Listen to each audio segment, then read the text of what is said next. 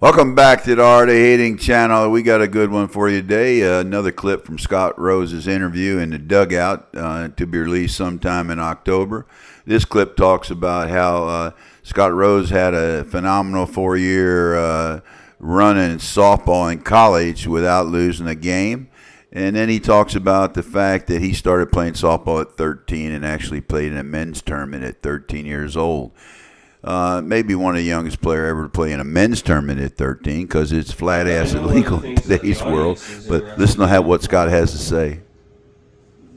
This 4-year winning streak in softball, that's longer than any of Ed Rose's winning streak. Is that true? Well, and let me preface that because, I guess we all live in our own little, cocoons sometimes. And that was intramural softball, which I'm not discounting it. It was a lot of fun. It was a big part of my life, in college, joining the Sigma Chi fraternity. And I'll say this, Ed had a lot to do with it because he supplied us with all the bats at the time.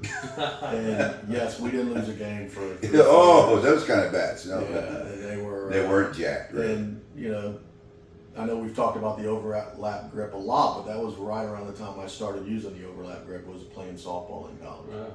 That's cool. Yeah. That's cool. You had a front row seat, speaking of softball, to some pretty good softball growing up, didn't you? What was it like to be the son of a Hall of Fame superstar? Yeah, I watched a couple of your podcasts. You guys have had some great guests, and watched a couple of them. And one of them, I forget who it was, had mentioned they were kind of born into softball, and I kind of felt that summed up exactly what my younger years were like. It was just kind of born into it. I didn't know any different. It was, I don't know if it was every weekend. In my recollection, it was probably, a couple times a month. Bradenton, Tampa, Belglade, University Park in Melbourne, Connect Park. I mean, goodness, I knew those places like the back of my hand. And we had one of those conversion vans back then that we'd load up and Tennessee, Georgia, all the Southeast, just creating a lot of memories. You don't know what you don't know at the time, and there were other families involved and other kids that would go along with us, and I think it's kind of cool when we talked about coming on here, because I personally just kind of stop and just start thinking about things again, things I hadn't thought about in years, which I thought was a pretty cool exercise to do. And when I think about the early softball years, I think I kind of approached it as a young kid, just, hey man, I'm going to be part of the team. I was the bat boy. He was the bat boy. He was. He did a good job. Best bat boy we ever had. Yeah, and I approached it. It wasn't just, hey, go get the bat, set it down. I mean, I ran a tight operation as a 10, 11, 12. I mean, the dugout was clean. The bat and gloves were ready when the next three guys were Lord, coming. man, it's getting deep in here. The first baseman always had his ball coming in. I'd throw it out to him, and I could probably still name all the players around the horn. On a lot of those early TSAMENTALIS and those teams. But yes, I had a front row seat. I sat in the dugout. I didn't do a whole lot of playing out in the. Well, hold on, let me stop him right there because I got to bring this up before I forget. He was a great bat boy, but he's also a substitute player. Many people don't know. But I remember one time a guy got thrown out. We're going to forfeit, and as usual with my quick mind, I just yelled over there, Scott Rose, you're in for whoever it was that got thrown out. And Scott was 15. He wasn't even on the roster. I knew people that, in the tournament, so I could get away with some of that stuff I got away with. But yeah, Scott went in there. This is a tournament? It was a tournament down there in Palm Bay. I can remember it like it was yesterday. And I don't know if he got thrown out or hurt because he was like 3 for 4 or 4 for 5. It depends on who you ask. I thought he was 3 for 4. He says he was 4 for 5. That's a long game, but he did hit, dude. I mean, he did hit. It's crazy, but that's the story. So, here's how I remember it was, I'm in the dugout, and that had to probably be I might even think might have been younger. You might have been. Because it was probably about, I got to think I was probably 13, which would put it like 85, 86. Yeah, that might have been right. Had to be probably a Kenny Wynn or Mike Lanham gets hurt or thrown out. Those were your second baseman at the time.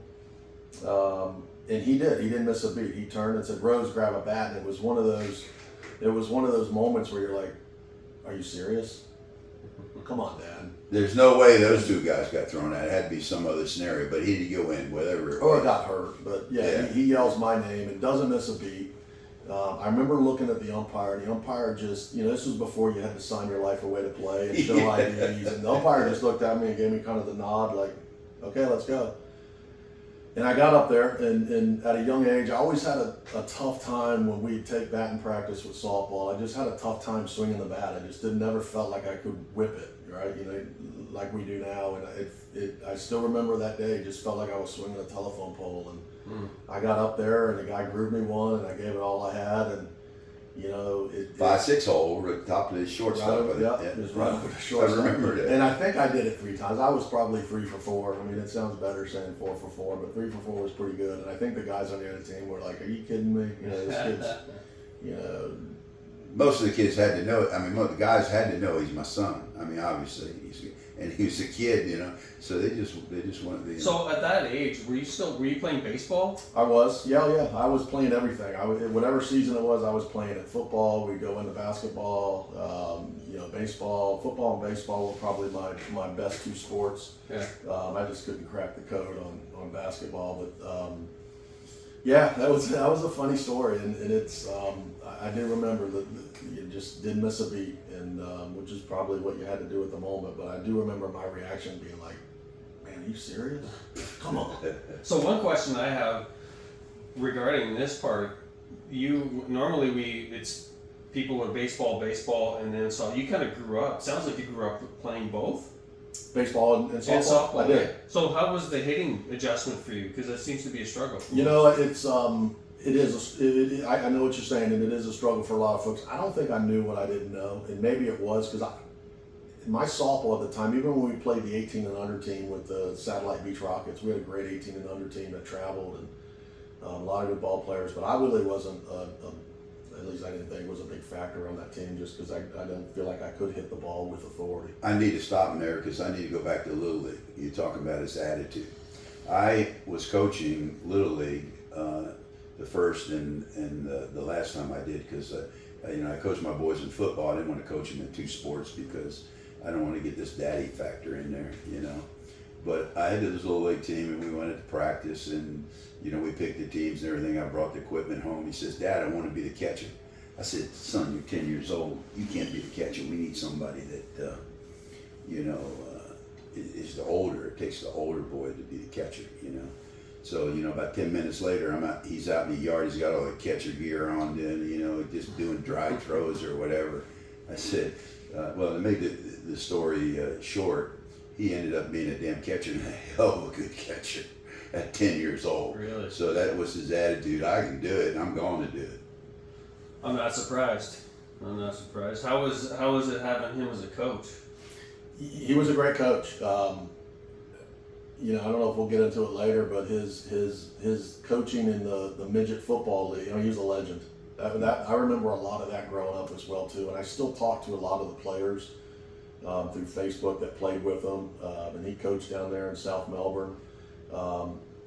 He was a great coach. He had a very simplified offense. It was red right, banana pass right, which meant the tight end lined up on the left side or the right side, and the tailback was going into the flats, and we'd run it right down the field. But I think what he was better at was personnel. I mean, he, as much as you could recruit those days, but he had some players. I mean, plenty of guys that went on to play in the league, and a ton of them played in college. Some played NFL. I just a quick story on that is I was at an event for work on Wednesday in Palm Bay.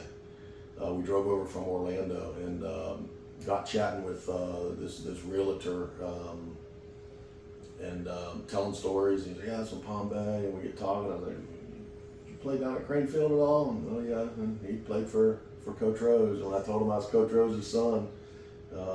Who was it? Sid Rutland.